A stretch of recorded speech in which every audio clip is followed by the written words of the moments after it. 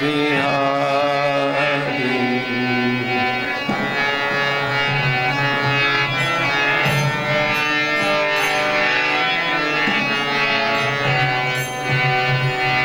Gopi Janavalabha Girivaradhari.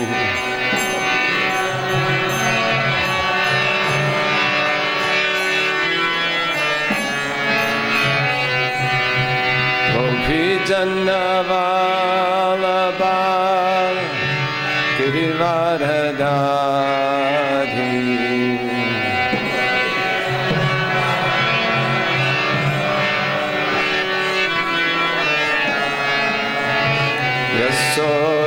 Yasodanandana Bhajachanna Ranjana.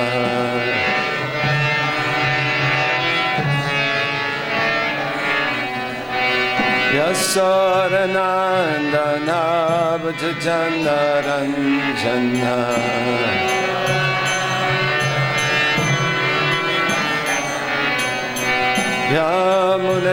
Vyamunachira Vanachari.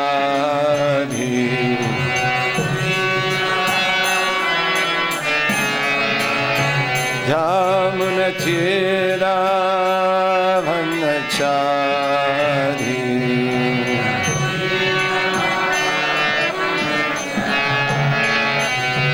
Jaya Radha Madhava Kunja Bihari.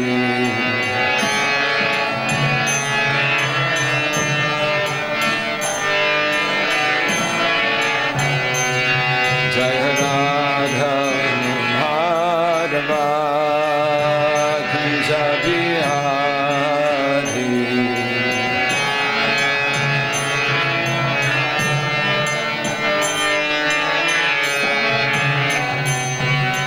Gopi Janavalabha Girivaradhari.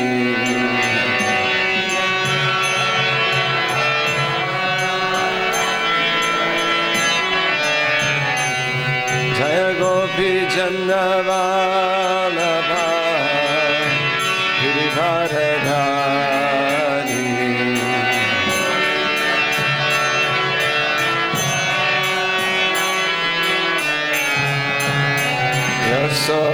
Yasodanandana Bhajachanna Ranjana.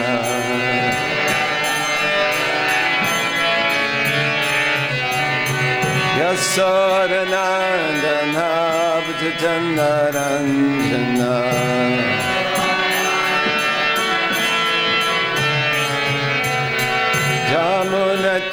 Yamunachira Vanachari.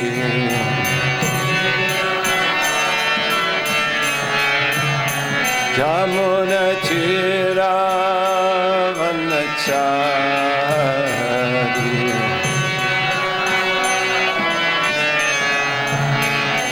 Jaya Radha Madhava Kunja Bihari.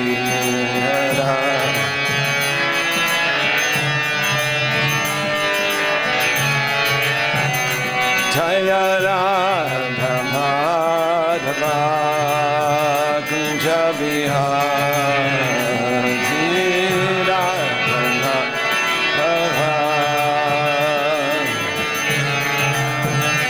Jai Gopi Janavalabha Girivaradhari.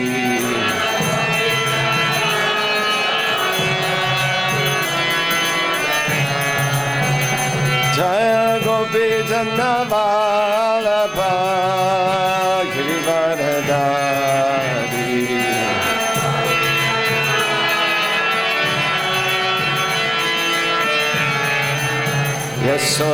Yasodanandana Bhajachanna Ranjana.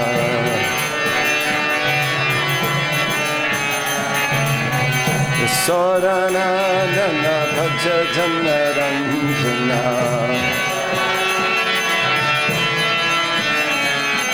Yasodanandana Bhajachanna Ranjana.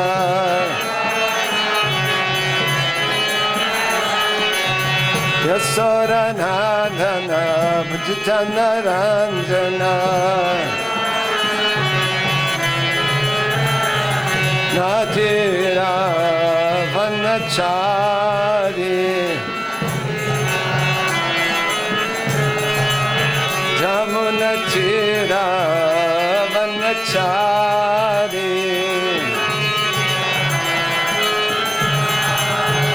Jaya Radha Madhava Kunja Bihari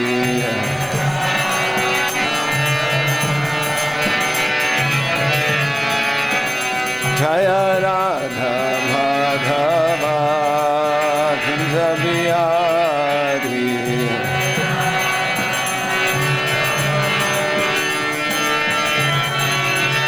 Hare Krishna Krishna, Krishna Krishna, Hare Hare, Hare Rama, Hare Rama, Rama Rama, Hare Hare.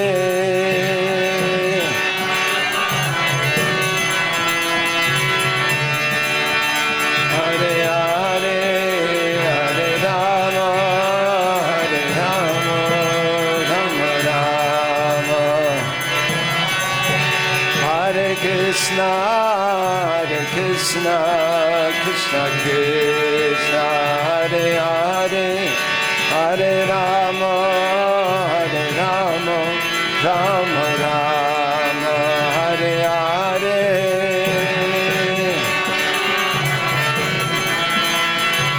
Krishna, Hare Hare.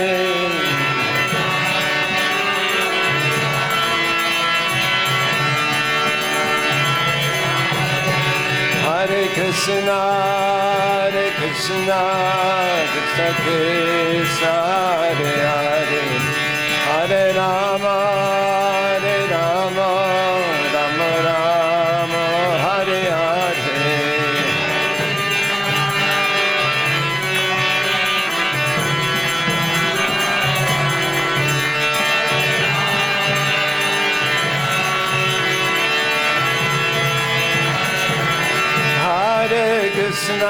Hare Krishna, Krishna Krishna, Hare Hare, Hare Rama,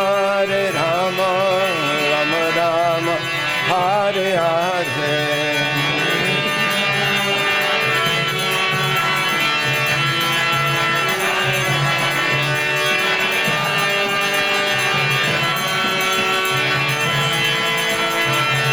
Jaya Jaya Prabhupada, Prabhupada, Prabhupada, Jaya Jaya Prabhupada.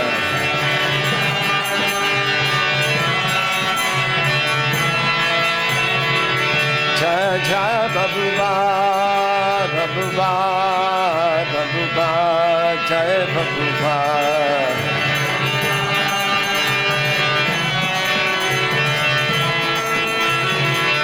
Jaya Jaya Prabhupada, Prabhupada, Prabhupada, Jaya Prabhupada.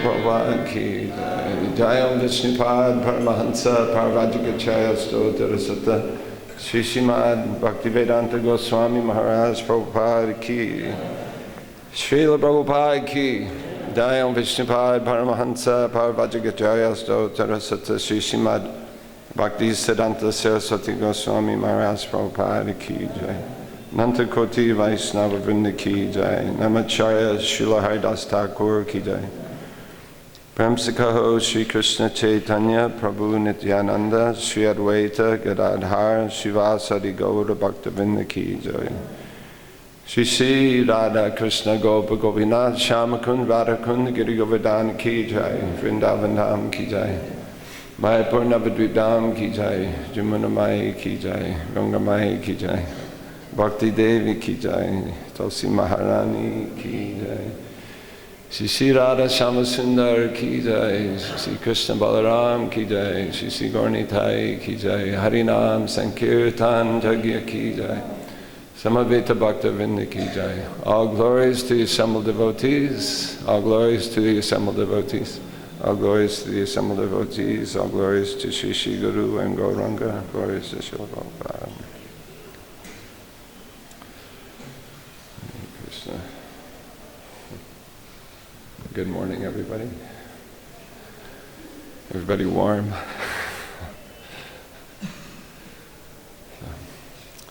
Om Namo Bhagavate Vasudevaya.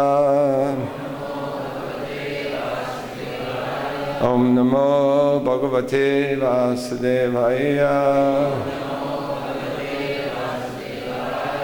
Om Namo Bhagavate Vasudevaya. So reading from Srimad Bhagavatam, Canto 5, Chapter 15, entitled The Descendants of King Priyavrata. And I think we're reading text 5 first, and then we'll do class on text 6. So, text 5 is, in the womb of his wife, Suvarchala, Pratiha begot 3 sons named Pratiharta, Prashtota, and Udgata. These 3 sons were very expert in performing Vedic rituals. Pratitarta begot 2 sons named Aja and Bhuma in the womb of his wife named Stuti.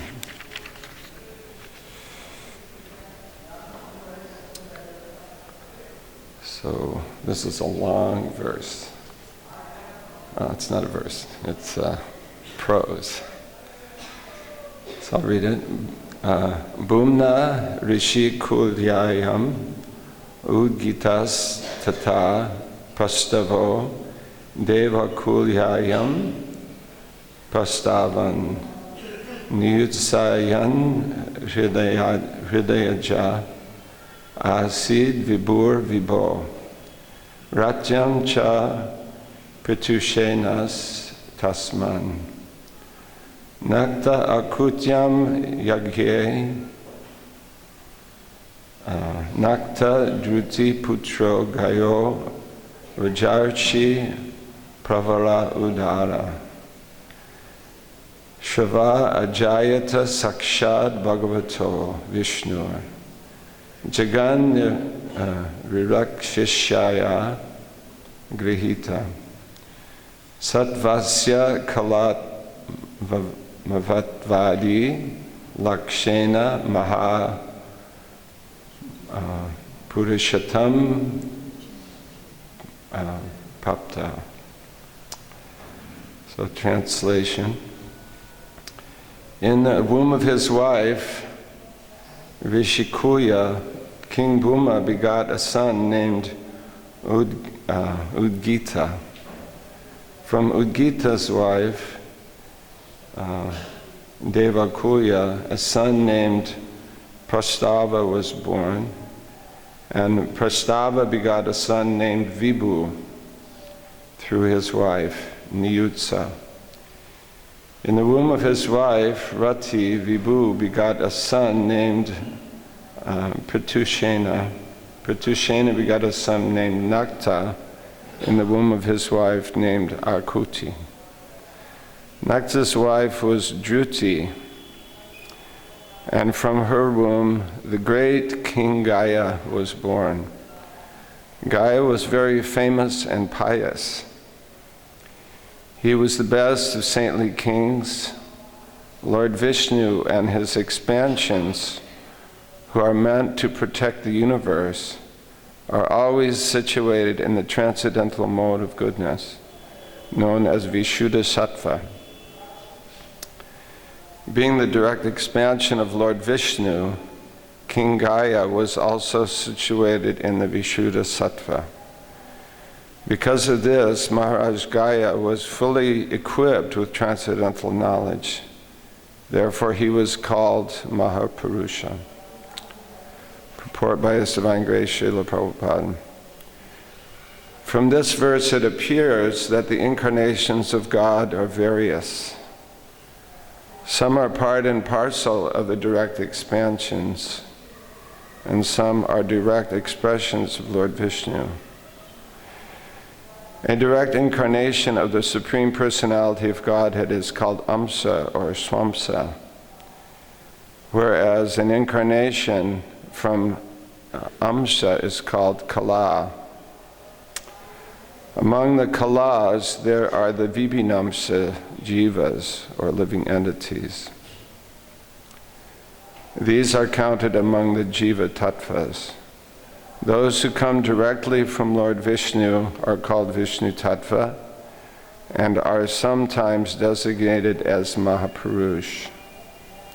Another name of Krishna is Mahapurusha. A devotee is sometimes called Mahapurushika.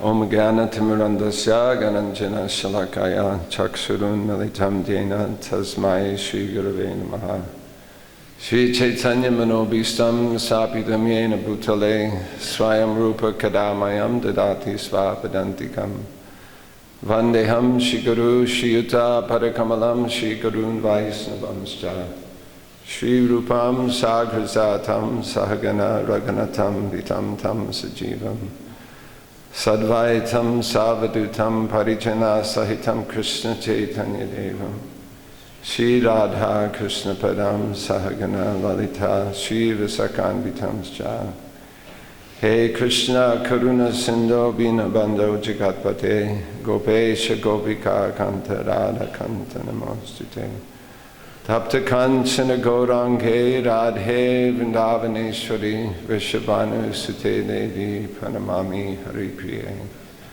Vanchakalpatarubhyascha Kripa Sindhubhyeva Cha Patitanam Pavanebhyo Vaishnavebhyo Namo Namaha Nama Om Vishnu Padaya Krishna Prastaya Bhutale Shrimate Bhaktivedanta Swami Iti Namane Namaste Saraswati Deve Gauravani Pracharane Nirvishesha Sunyavadi Paschajade Shatarane Jaya Sri Krishna Chaitanya Prabhu Nityananda Sri Advaita Gadadhar Srivasadi Gaura Bhaktivinoda Hare Krishna Krishna Krishna Hare Hare Hare Rama Rama Rama Hare Hare.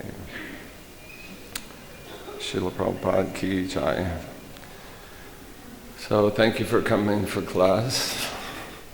I'm from Florida, and I can tell you confidently that if the weather were like this, and no one would be here for class. So I'm impressed. In the translation of this verse, I'll just read it again. Srila Prabhupada almost gives a little purport in his translation. And he talks about King Gaya. First of all, there's a list. These are all saintly kings and great devotees of the Lord.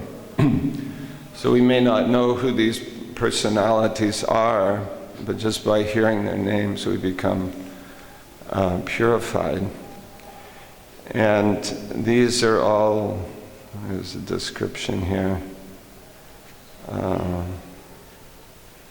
Anyway, Raja Rishi. This one, I'm trying to find it. Yeah, Raja Rishi Pravara. So this one king, Gaya, he's considered amongst all the Raja Rishis to be the foremost. And in these times, the kings, they were rulers, but they were also rishis. They were great saintly persons. Originally, Vedic knowledge was given to such personalities. In the modern times, of course, such personalities are almost non-existent, and they're generally bereft of any kind of spiritual knowledge. They're the worst candidates, almost. But in these times, the actual leaders of the world were supposed to possess spiritual knowledge and to be not only Raj, but also a Rishi. So this King Gaya, he's described here as Raja Rishi Pravara, as even amongst such great personalities, he was considered to be most exalted. And why? It says here, Udara Shava. He was very famous as being pious, or Udara also means magnanimous or loving, kind, like this. It's described that the king should be like the father of the citizens. They should feel so much love and protection from him. And he's also an incarnation. It says here, Sakshad Bhagavata, directly manifest from the Supreme Personality of Godhead, Vishnu. Sakshad Bhagavata Vishnu. And so what is the purpose of his coming? Jagat Rirakshashaya, for the purpose of giving protection of the whole world. We know that when Krishna comes, he comes to protect the world. Actually, Krishna is our only protector. In Krishna's absence, we seek protection other places, not very successfully. We seek protection, but actually Krishna is our protector. And sometimes he comes personally to give that protection. He appears as an incarnation. He sends his devotees to protect us. And Srila Prabhupada especially mentions here Satvasya, that he's in the quality of goodness or pure goodness. And it's said here also, Kala Atma Vatva Adi. He's a direct incarnation of the Lord. So by these symptoms, therefore, he is called Mahapurusha, like this, a great personality. So Srila Prabhupada, especially in his purport, mentions this quality of sattva, or Vishuddha sattva, as the quality by which we can understand. I'll just read this again. Lord Vishnu and his expansions, who are meant to protect the universe, are always situated in the transcendental mode of goodness, known as Vishuddha sattva. Being the direct expansion of Lord Vishnu, King Gaya was also situated in the Vishuddha sattva. Because of this, Maharaj Gaya was fully equipped with transcendental knowledge. So, in another place in Bhagavatam, there's a famous verse quoted by Lord Shiva, Sattvam Vishuddham Vasudeva Shabditam, where he also describes this Vishuddha sattva. And, well, of course, you know the history. Lord Shiva was severely criticized by Daksha for not paying his obeisances when Daksha entered the assembly. So, excuse me, let me read this verse. So later on he was explaining to Parvati why he didn't pay his obeisances, and his reason was that he was situated in the Vishuddha sattva. So he says, Sattvam Vishuddham Vasudeva Shabditam Yadiyate Tatra Pramana Pavrita Sattve Chitasmin Bhagavan Vasudevo Kyatokshajyo Me Namasa Vidhiyate. So this is a very nice description of this state called Vishuddha sattva. And so he says, the reason I didn't offer my obeisances was because I was in trance and I was always seeing the Supreme Lord within my heart. I was in this samadhi. Srila Prabhupada comments in the purport there that this samadhi is not under the control of the devotee. It's actually controlled by the Supreme Lord. So Lord Shiva was in such a state, and Yadhokshajo me namasa vidhiyate. So therefore, in that state, I was always offering my obeisances under the Supreme Personality of Godhead. In this state of Vishuddha Sattva, I'm always seeing the Lord by His grace. He's appearing to me. And therefore, in my heart, I'm always offering my obeisances unto Him. So it's not true that I didn't offer my obeisances to Daksha, because I'm always offering my obeisances all the time. So this is Jai Shri Gauranitai Ki Jai, Shri Krishna Balaram Ki Jai, Shri Radha Shyam Ki Jai. So this is the situation of the devotee. And our goal as Krishna devotees is to come to the stage of Shuddha Sattva, or pure goodness, so that we can understand Krishna, because He can only be understood in the pure situation. As long as our hearts are unclean, we can't actually understand Krishna. We can read about Him, we can hear about Him, and of course these activities are purifying, but the actual realization of Krishna comes when our hearts are completely pure. Therefore our main goal is, our preliminary goal is to become purified. The activities of Krishna consciousness are to purify the heart and to awaken us. In an awakened state, then naturally we see Krishna. Srila Bhaktisiddhanta Saraswati Thakur describes in the chanting of the holy name, actually there's a very nice letter where he describes the chanting, and he says, when you start to chant without offense, you will be convinced that all perfection comes from chanting the holy name. Something nice to consider.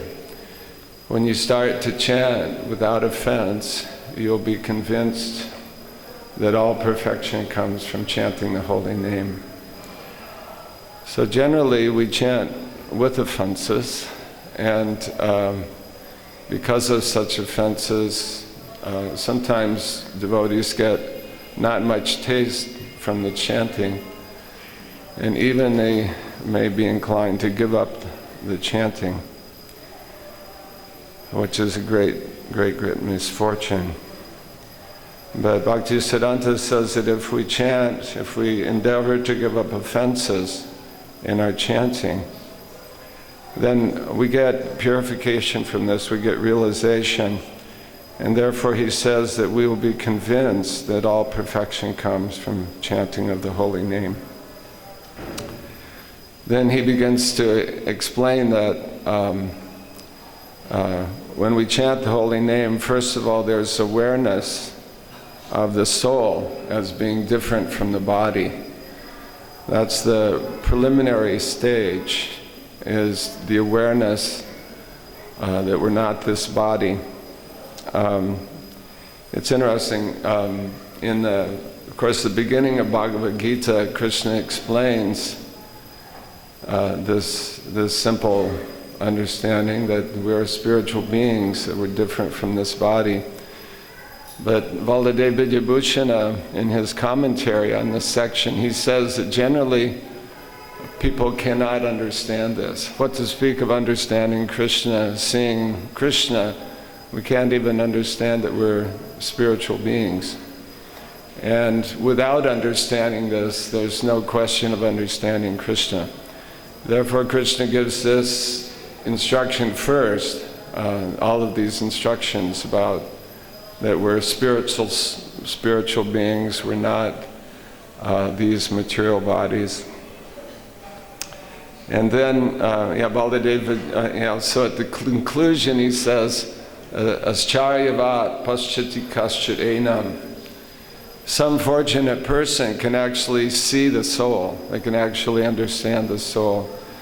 And so there's Acharyavat. So who is this fortunate person who can understand this? So Baladev Vijayabhushana says it is one who is pure in heart and who has the blessings of a pure devotee. That's that fortunate person. Otherwise, Naveda Kaschat, one cannot understand. So, understanding that we cannot understand what he just said in the first few verses, Krishna speaks the rest of the Bhagavad Gita. So that hopefully one day we can understand that. Through the process of Bhakti Yoga, then we can become purified and we can get the blessings of our spiritual master, and then we can come to this stage which is described in this verse, Sattvam Vishuddham Vasudeva Sabditam. And in that stage the Supreme Lord is revealed. So continuing on this, explaining this in a different way, Srila Bhaktisiddhanta describes how when we chant the holy name, the first installment is that we become aware that we're spiritual beings. Actually, in another place, he says that the holy name actually enters this world through the heart of a pure devotee. And the pure devotee chants the pure holy name, just like Srila Prabhupada chanted the pure holy name. And from his heart, the holy name becomes manifest. So the holy name is not a material sound vibration. Actually, the holy name is sung by the pure soul. It's the spiritual vibration. It also manifests itself, or can manifest itself, outside in a form that we can hear and that we can sing. But primarily, the sound, the actual incarnation of Krishna as the holy name is a spiritual vibration. So, and that vibration awakens the soul. So Srila Bhaktisiddhanta says that it awakens the soul, first of all, to the awareness that I'm different from this body. And as we go on chanting, then we become aware of our form. And when we become aware of our particular form, that attracts us to a particular form of Krishna. This is further down the road, but it's nice to hear these things, how it unfolds. And then our qualities, our spiritual qualities become manifest, and due to our particular qualities, then we become attracted to particular qualities in Krishna. And in this way, and then our spiritual activities become manifest, and we become aware of Krishna's pastimes and activities. So he concludes, he says, therefore it is not necessary to try to artificially meditate on something when we chant the holy name, because the holy name itself will reveal all of these things. The holy name itself can reveal our spiritual identity, can reveal Krishna. It's the Siddha Mantra, as Gaurkishore Das Babaji Maharaj says. It's the perfect Siddha Mantra. Now, it's very interesting. So this realization comes at the end of this. Let me read this verse. Lord Shiva is describing this Shuddha Sattva, And he says, I am always engaged in offering obeisances to Lord Vishnu in pure Krishna consciousness. Krishna consciousness is always pure consciousness, in which the Supreme Personality of Godhead, known as Vasudeva, is revealed without any covering. So at the end of this purport,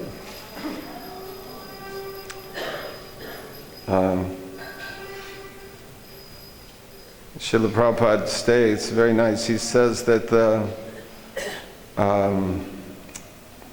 said Lord Shiva is always in trance or samadhi. He says this samadhi is not under the control of the devotee. It is under the control of Vasudeva. For the entire internal energy of the Supreme Personality of Godhead acts under his order. Of course, the material energy also acts by his order, but his direct will is specifically executed through the spiritual energy. Thus, by his spiritual energy, he reveals himself. And then, this is very nice.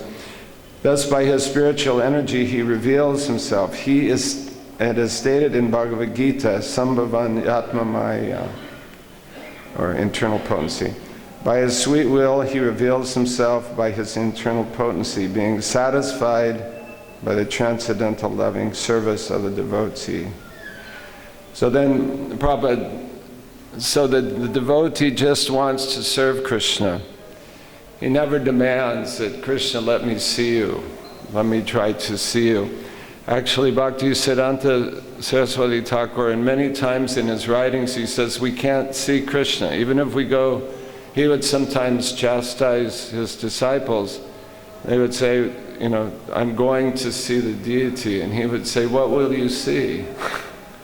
You will see only stone or metal. How will you see the deity? And he tried to give us this idea that we are to be seen by the deity, and that is actually seeing. When Krishna sees us, that is a very powerful thing. So we want to feel that we're being seen by Krishna. Actually, he is seeing us. It's simply an awareness on our part that Krishna is seeing us. I was noticing, have you seen they take these chilies and a lime and they hang those from different places? This is to protect from the evil glance, right? I forget the word that's used.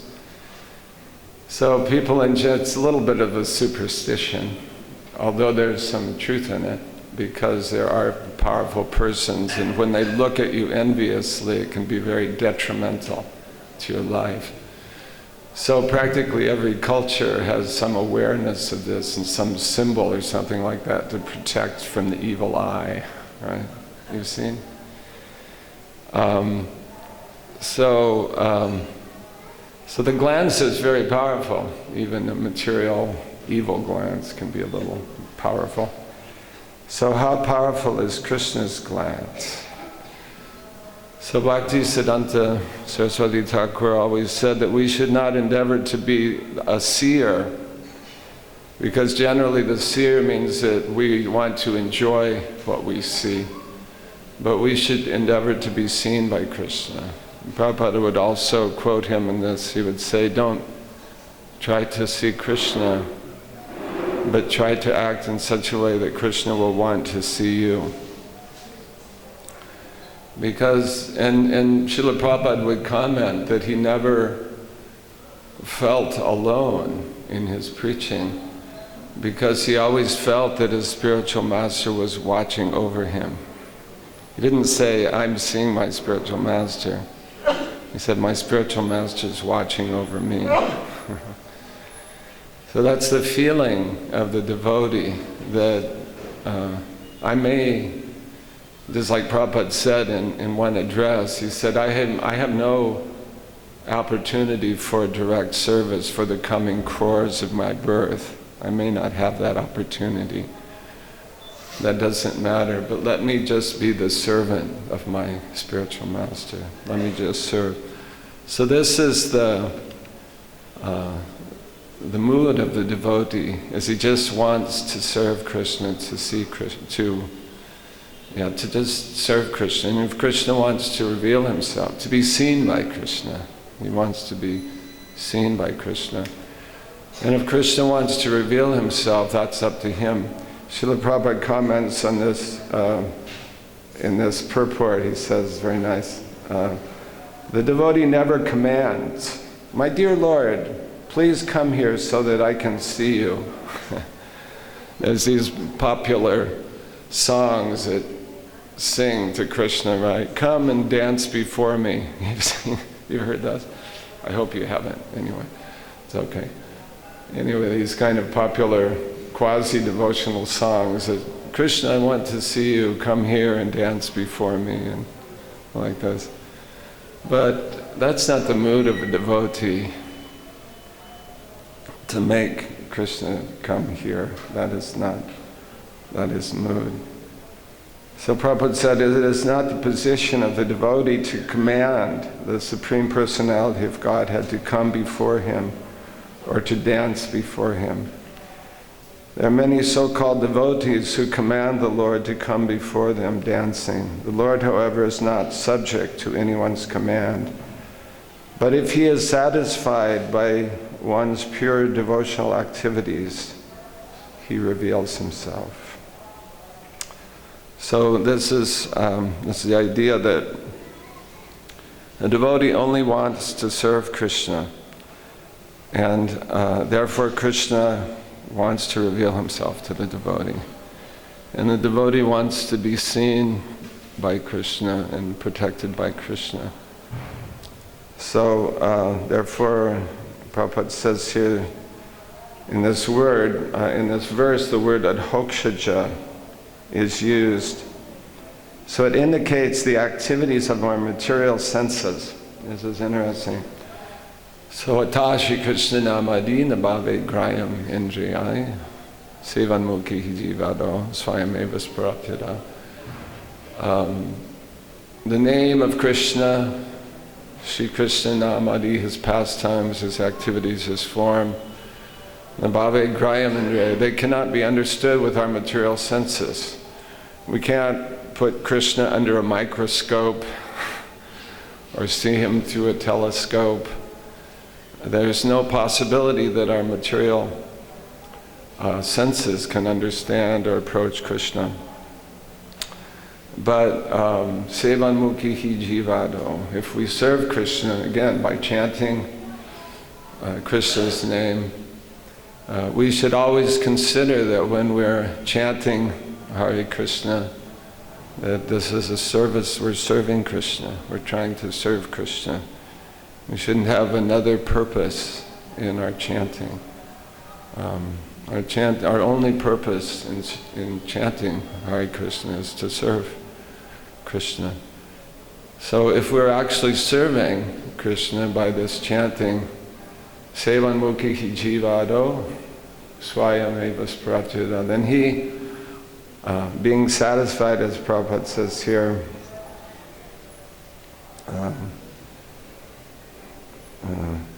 if he is satisfied by one's pure devotional activities, he reveals himself.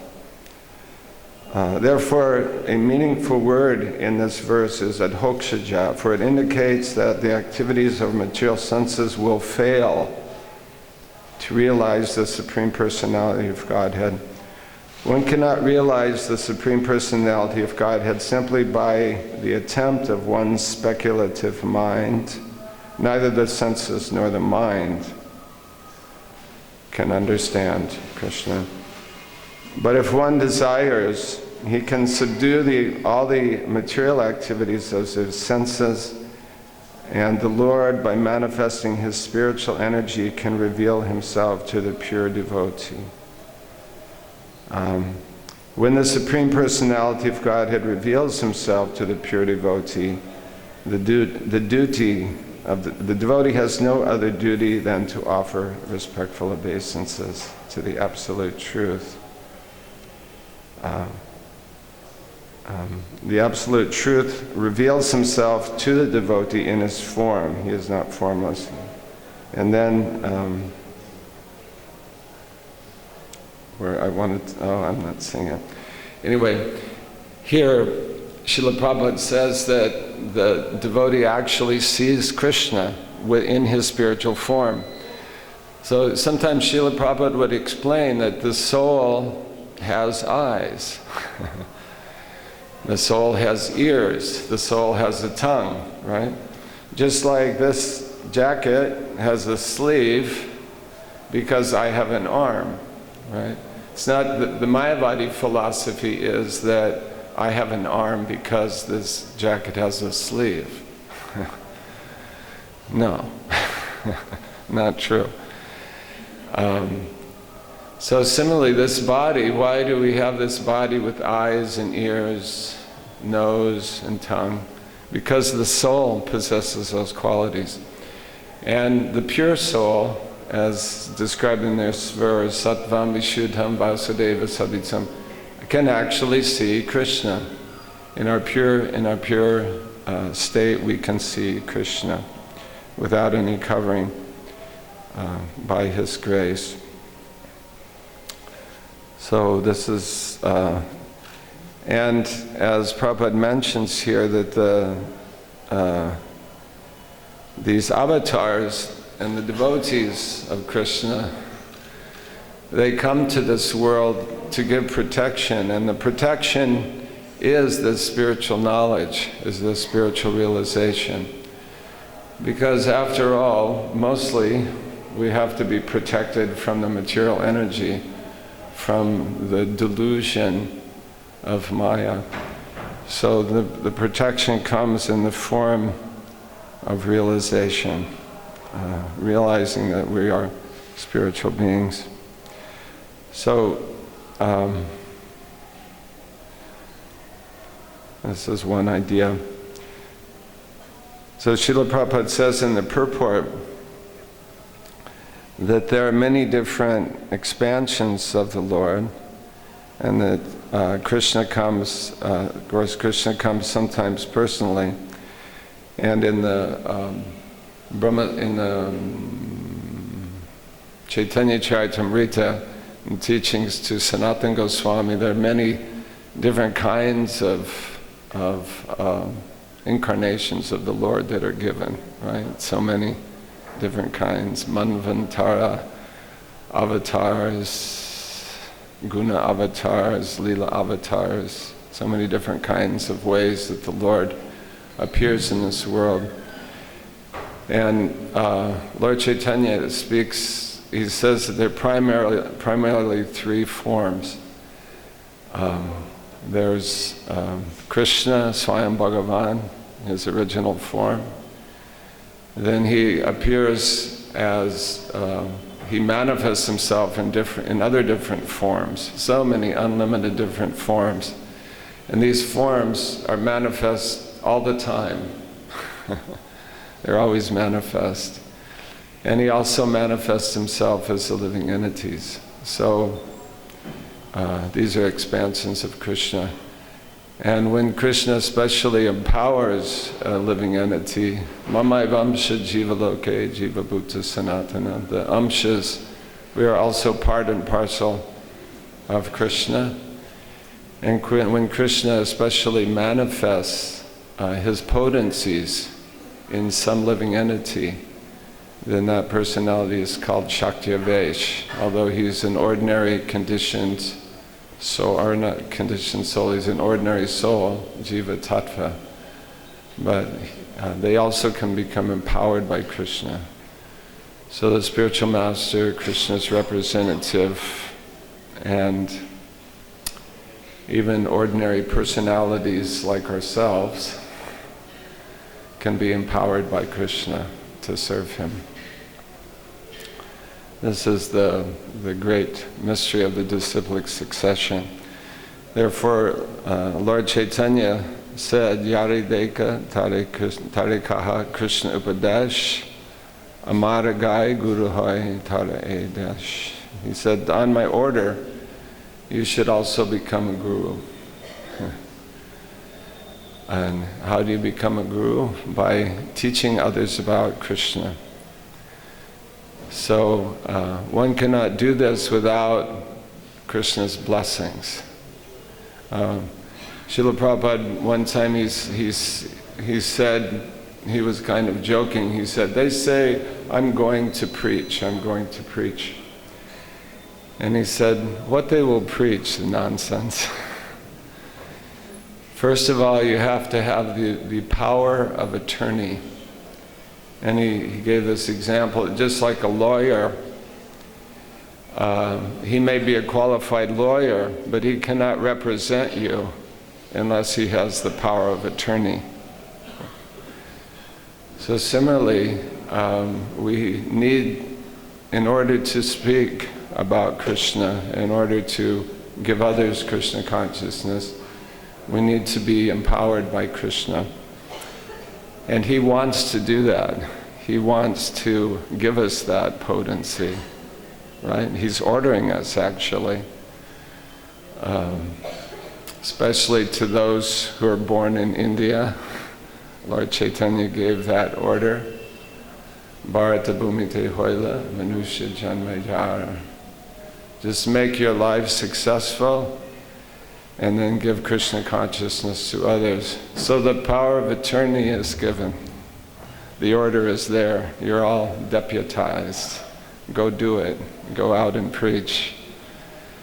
And but we always have to remember that we cannot do anything without the blessings of Krishna.